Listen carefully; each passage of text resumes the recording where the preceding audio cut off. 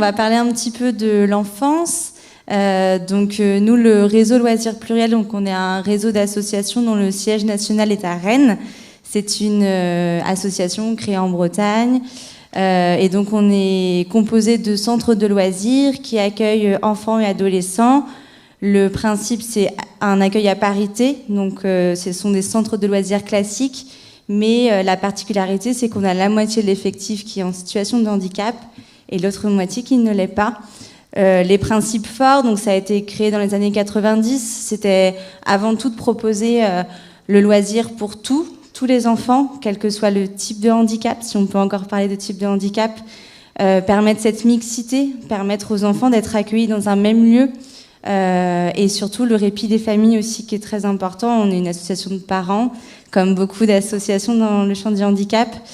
Et donc voilà, ce lien aussi avec les enfants, entre enfants, est très important pour nous, parce que en fait, cette notion d'accessibilité, elle doit s'apprendre, elle s'expérimente dès le plus jeune âge.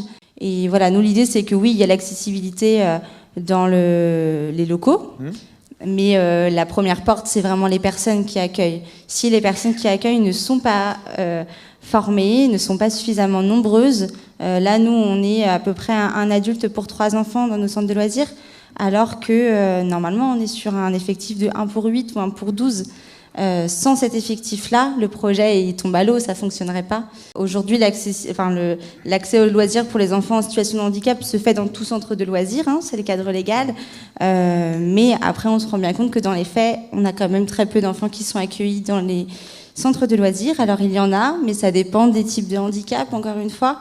Donc, en fait, finalement, on n'arrive concrètement pas à répondre à la demande de toutes les familles. Donc on a des listes d'attente, on essaie de développer de plus en plus de services. Sur la région Bretagne, on a 10 services pour enfants et ados, et c'est bien entendu pas assez.